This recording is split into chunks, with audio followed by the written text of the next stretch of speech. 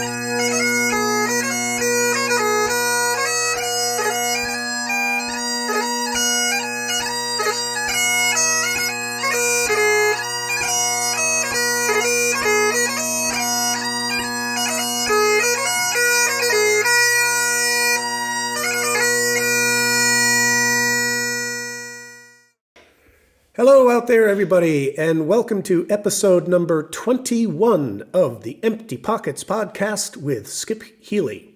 Today is going to be part 2 of my interview with my great friend and legendary piper, Captain Stuart D. Samson, M.B.E.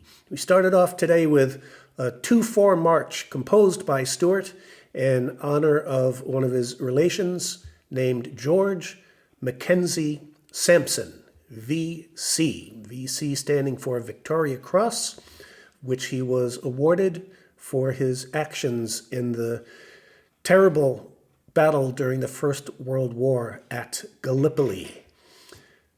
Let's get into the rest of the interview now with Stuart. A lot of music today, a lot of videos coming up. Hope you enjoy it. Thanks for checking us out. I'd like to circle back now to a section from part 1 of my interview with Stuart, where he kind of in passing mentioned Prince Charles, then Prince Charles, now the King, making a joke with him about how he should compose a tune for a gentleman lovingly known as the Tash. Now, the Tash was actually Lieutenant General Sir Peter W. Graham, KCB, CBE. And we're going to have Stuart retell the story a little bit, added in a few photos, and we're going to follow that up with the tune, The Tash of the North. Yeah, well, the part of the responsibility, there would be regular meetings to discuss the plan for any state funerals that may happen. So there's got to be a sort of plan musically to what was going to be played. So I think because just before I took over as director, the Queen Mother had passed away. And there was like a mass pipes and drums, like of 200 people on parade. And they played, I think it was 3 tunes, but I knew that the musical contribution by the mass pipes and drums of the same number for Her Majesty was like something like 6 sets of music, Mhm. but there wasn't any. That was so I put sort of made suggestions, let's just say, and which were approved. Mhm. Because it's a strange 70 or 75 beats per minute. Mhm. There's no natural tunes that are actually that. So you're Mhm. taking a tune that's maybe 45 paces per minute, and you're sort of then slowing it down, but playing it in double time. Yeah. So yeah, it's quite strange taking a 6/8 and doing it in a compound tune as well. It's quite difficult to find, Mhm. the right tunes that works with.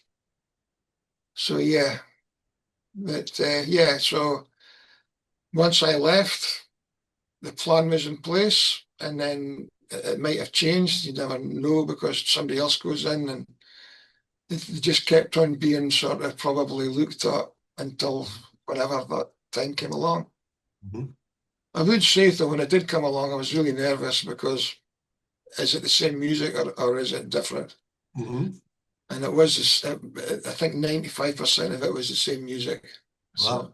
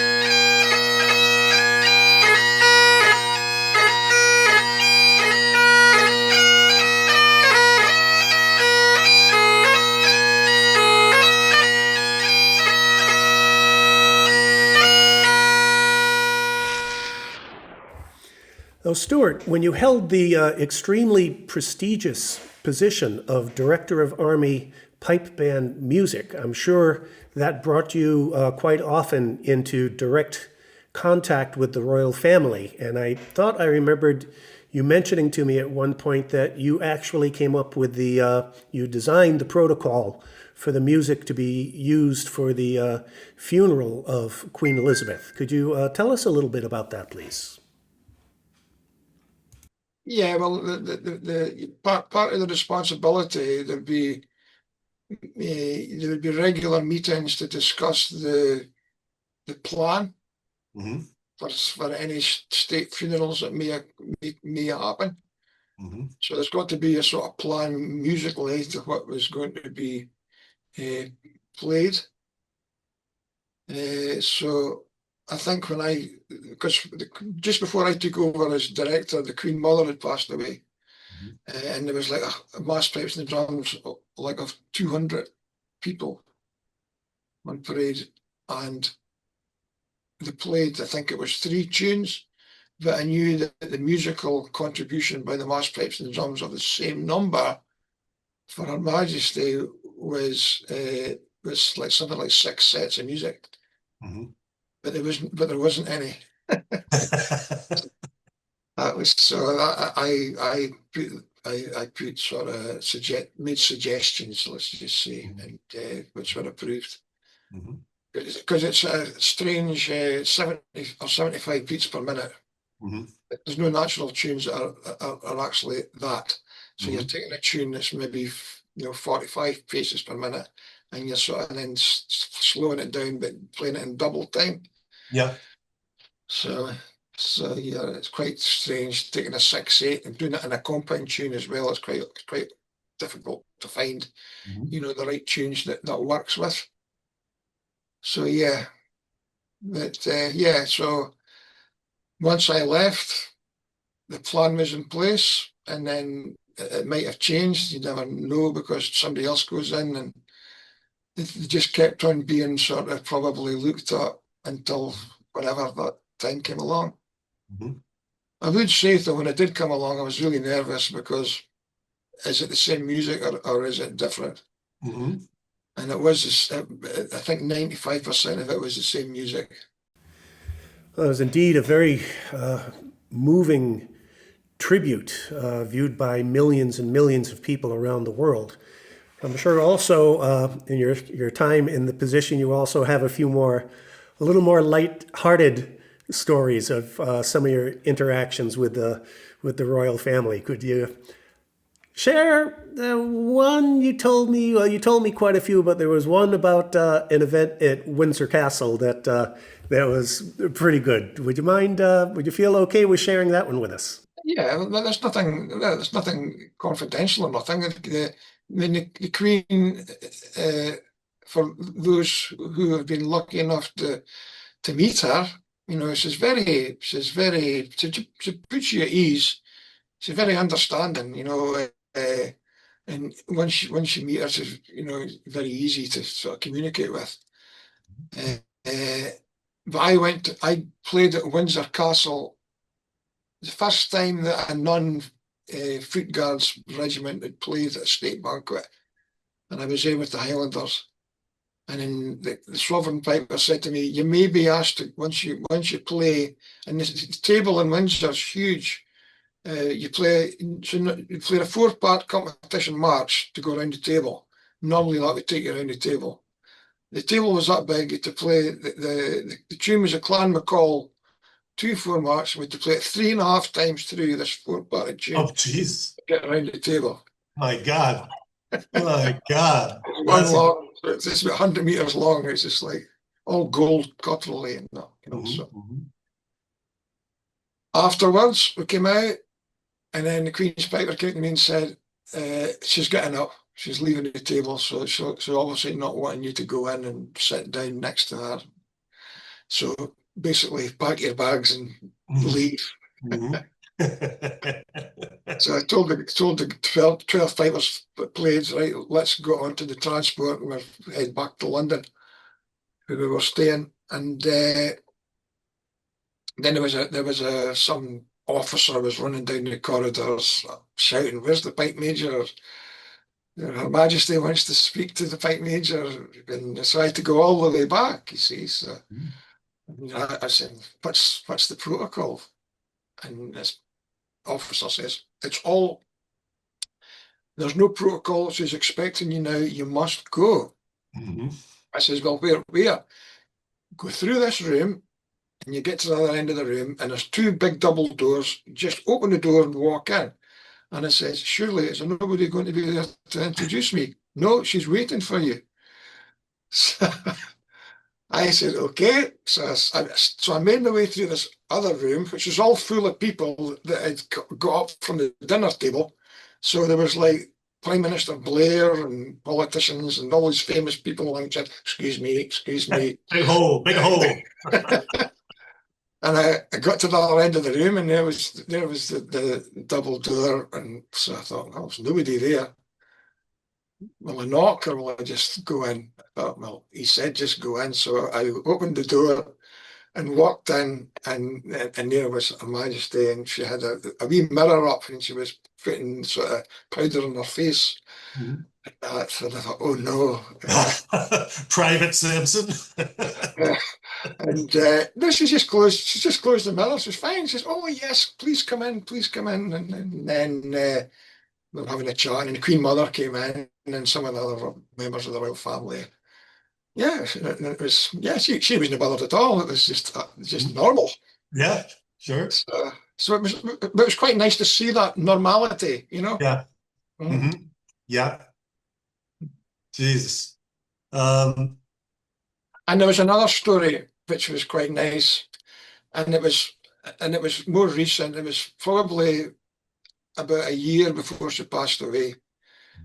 I was kindly invited to go up and play a Gillies, not Gillies Ball, a dinner night uh, up at Balmoral Castle, mhm.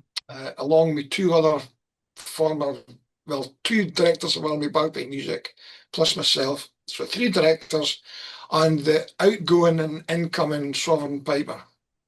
So the five of us were to play, and you're all dressed up in black tie and play around the dinner table. We arrived there, did a wee rehearsal, and then a message came in saying the Queen's decided she's going to have a barbecue tonight rather than sitting at the dinner table.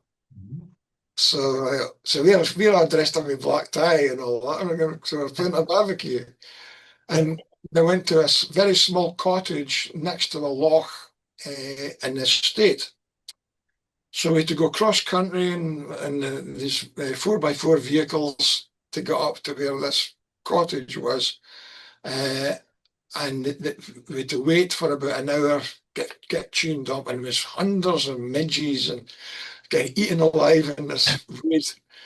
But it was really quite nice. And when it got to the point, there was six people there with flaming torches, Uh-huh. and we marched down the forest track with the flaming torches either side of us, down in front of this little cottage, and we played her music, and she came out, and there was five in the royal family there, and three other guests. It's really small, It's very small. and she came out with her Wellington boots on, her long coat, and her headscarf, because she liked wearing that, and wearing her black tie on. And we played, and then once we finished, we marched back into the forest with flaming torches beside us, put the pipes into the vehicle. And normally, if you play in the castle, you play and that's it. You'll not see Your Majesty after that. Only the sovereign piper will see her. But because of the situation, we all got invited into the cottage. So she ensured that one of the, in fact, I think it was, I can't remember, it was one of the members of the royal family was summoned. She summoned, you go and pour the pipers a dram, so we all got a whiskey, Nice. and she chatted away for 10 minutes, thanked us all for playing, and thought it was really quite special coming playing out of the forest. And talking about some of the tunes. She's very knowledgeable on the music. Yeah, so that was a real special moment as well. So I've been lucky enough to have been given these opportunities. God, that must have been terrifying in its own way, standing in front of those giant double doors and just having to enter the room, not knowing what was on the other side. I mean, there could be security detail there that wouldn't be too happy with the doors flying open, but luckily it all worked out very, very well. And also, I can't imagine such a distinguished group of pipers coming out of the woods like that under the torchlight. It just must have been an amazing thing, especially considering who the audience was you were about to play for. But you've also spent a fair amount of time over here in Switzerland, and I think you have composed a tune in honor of this grand little country. So let's have a listen to that right now also.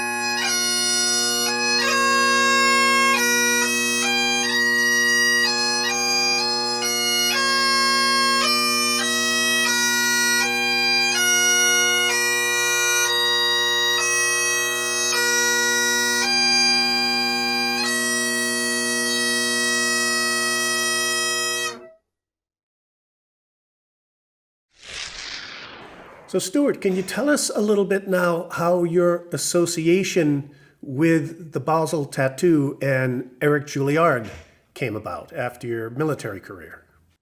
Yes, well, part of my responsibility as a director of Army Bagpipe Music was to be in charge of the mass pipes and drums and coordinate everything at the Royal Edinburgh Military Tattoo. And when I started doing that in 2003, that was the first year the Top Secret Drum Corps performed at Edinburgh at the Tattoo. So that's when I first met Eric Juilliard. He's now the chief executive and producer of the Basel Tattoo. And then over the 5 years, 6 years that I was the director, I'd met Eric a number of times. They were over in Sydney when we did the tattoo for Edinburgh Tattoo in Australia. I was then involved in the Kremlin-Zoria mass pipes and drums, 16 pipe bands in Red Square in Moscow. Oh. And Eric had came up to watch that. So he could see all the things that I was doing. And he knew that I was retiring from the military in 2008. So he asked me, the tattoo started in 2006, and in 2007 he asked me if I would, I think it was the first time it was outdoors, if I would come and have a look with the chance of maybe, getting involved and helping. Mm-hmm. And that was 2007, and here we are, 2025, I'm still there. Yeah. must be doing something right. It was really a very interesting musical program that Eric came up with for this part of the tattoo. It was a really nice blend of traditional Scottish tunes, a lot of your own compositions, a couple of traditional Irish tunes. The dance group also did a couple of a little bit of a mix between ballet, Scottish dance, a few Irish dance moves in there. Tremendous program. We certainly played it quite a few times over the years as well. So let's have a look at this great program from Basel Tattoo 2012 featuring the Isle of Craig dancers. And again, special thanks to Eric Juilliard for permission to use this.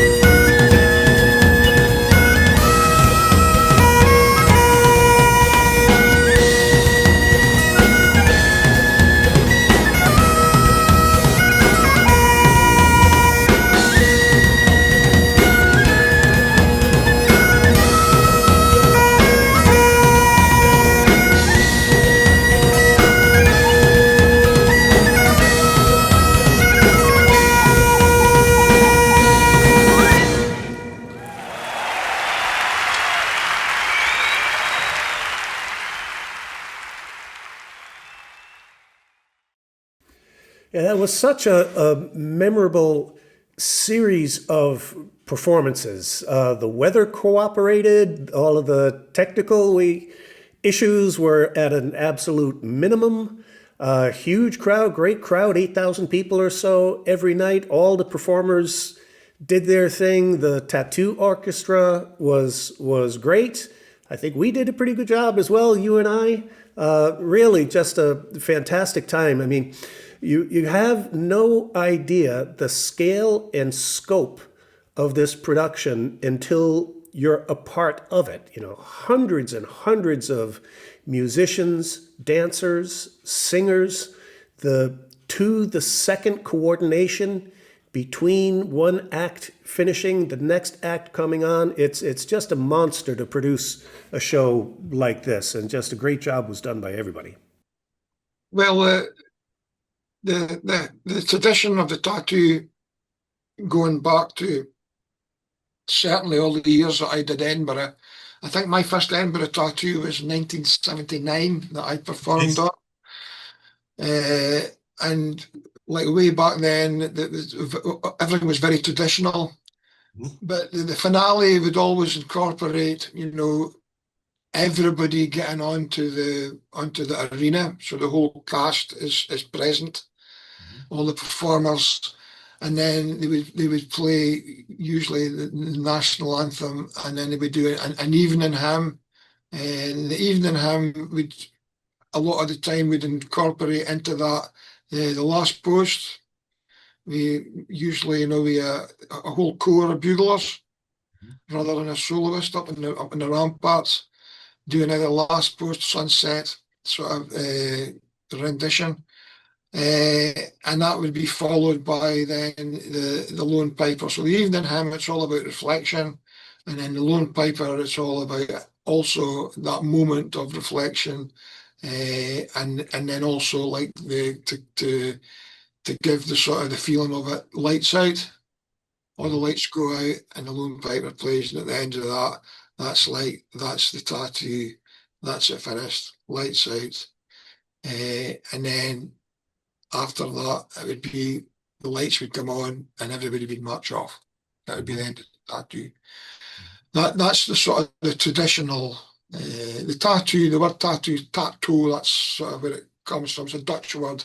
And tattoo meant turn off the taps. So all the soldiers that were in the town and all that, you know, the bugler would go and play, the drummer would go and play the drum beating, and that would be the signal that turn off the taps, and all the soldiers have got to go back to barracks. And then that's it, and lights out. Yeah. And now we come to one of the real highlights of my musical career. You know, I've been doing this a long time. I've played in a lot of places, but this next bit was just personally one of the most meaningful performances, or series of performances actually, that I've ever done. I still get chills every time I think about it, and it was quite a surprise that it happened. When Eric engaged me to come be a performer with the tattoo, I took the train from Volen here into Basel, about a 45-minute trip or so, not a big deal. Eric picked me up at the train station in Basel, which is where we actually met for the first time. He picked me up in one of the Basel tattoo vehicles, and you, as I remember, were sitting in the back seat.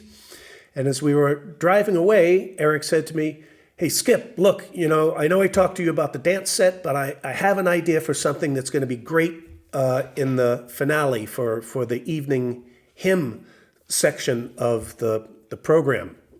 It's this tune called The Band of Brothers, and I think it'll be fantastic with the fife and bagpipes."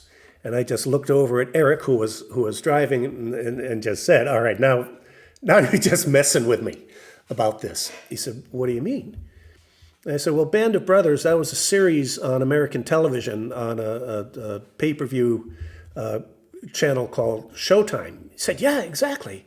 And I said, "That was about E Company of the 101st Airborne, and as they fought their way across Europe, and it culminated with the Battle of the Bulge in the Ardennes forest. Eric goes, yeah, okay, oh, great, you know exactly what it is. I said, Eric, what you don't know is my father. I try to get through this. I always choke up every time I talk about this. My father was in D Company of the 101st Airborne. He was right next to those guys in Bastogne through the whole thing. In fact, here are my father's wings, his jump wings as a paratrooper. And then Eric looked at me. He said, now you're messing with me. That can't be true. I said, no, Eric, absolutely. This brings this whole production into a whole other dimension. So again, with special thanks to Eric Juilliard for permission to use this video. Let's have a look at the Band of Brothers.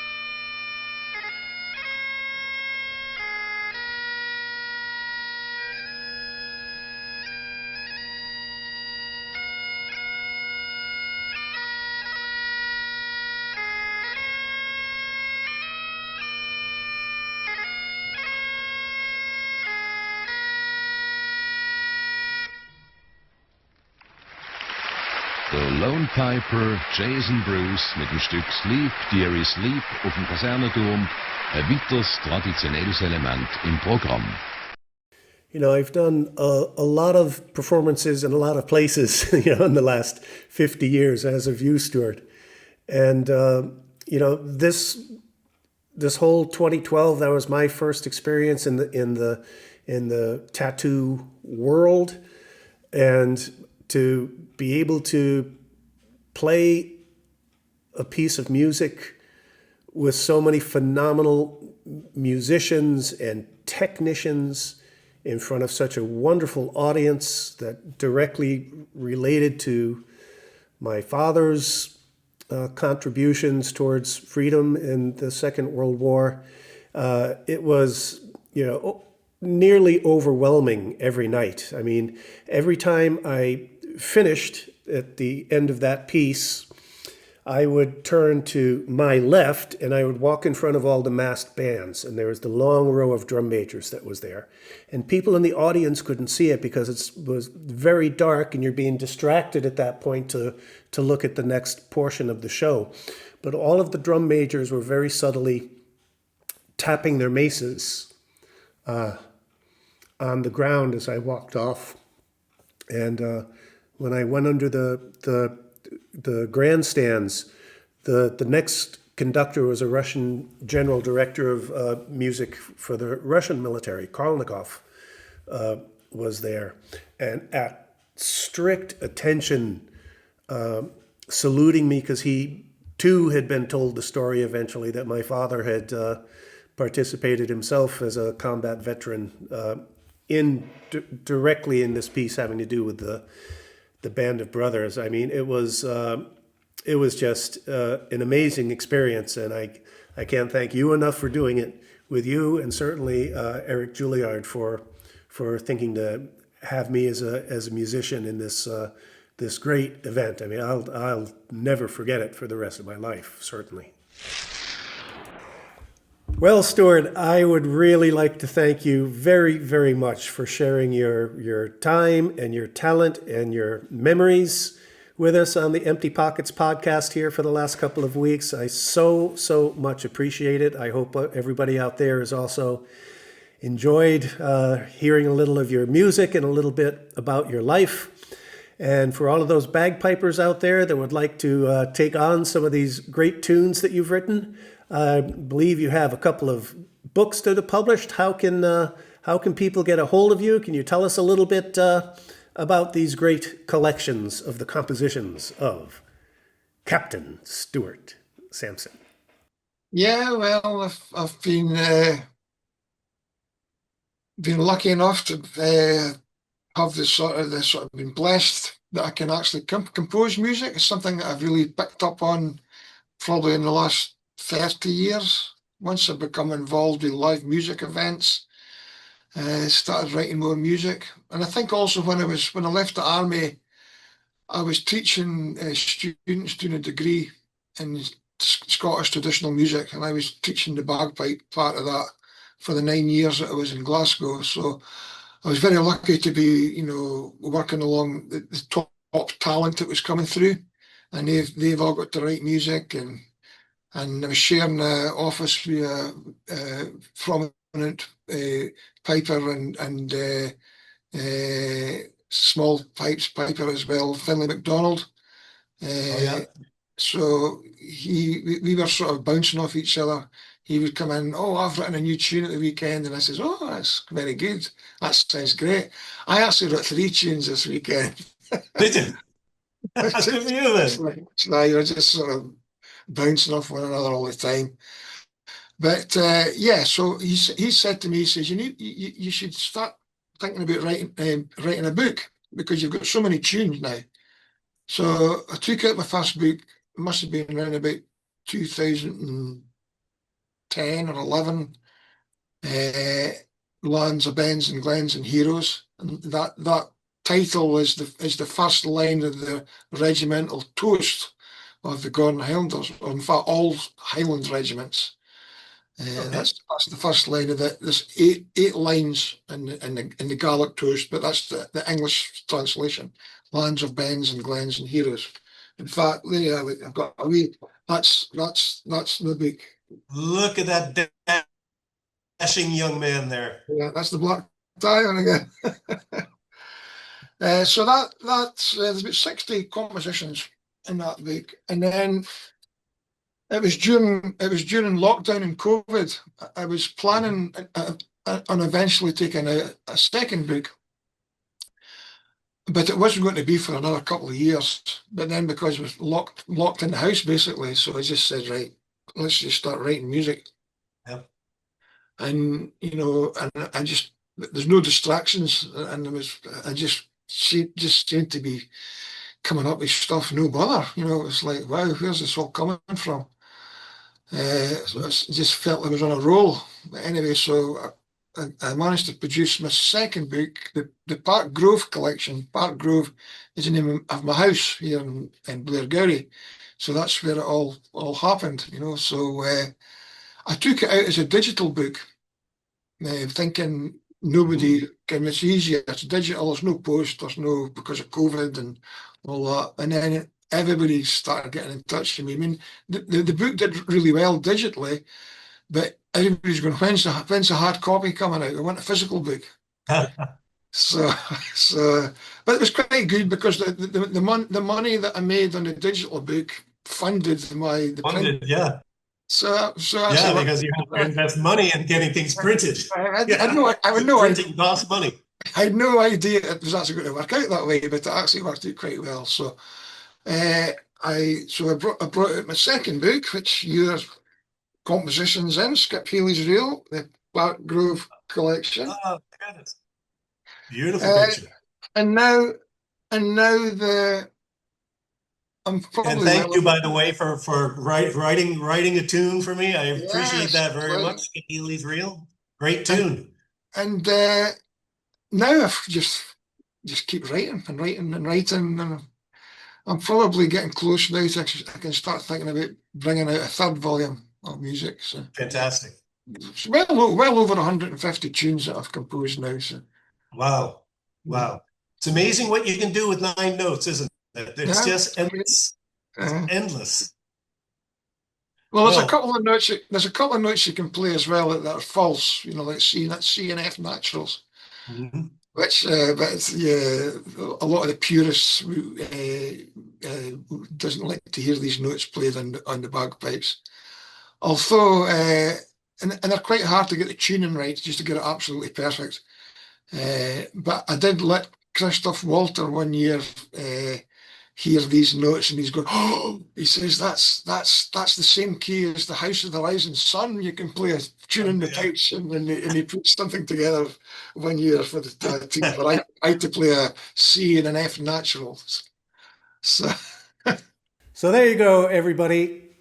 Go ahead and get in contact with Stuart. Get in line to get early copies of Stuart Samson's compilation number 3, whatever it is going to be called. It will be well worth the investment. The man writes beautiful tunes, plays them beautifully, and he's just a hell of a guy.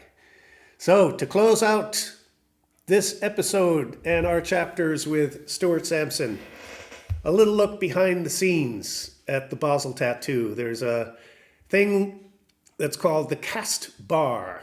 And after the final performance, wrapping up the tattoo, a lot of the performers get up on stage and play some bits from their pieces. And here's a little bit of Stuart and I and a couple of hundred drunk cast members.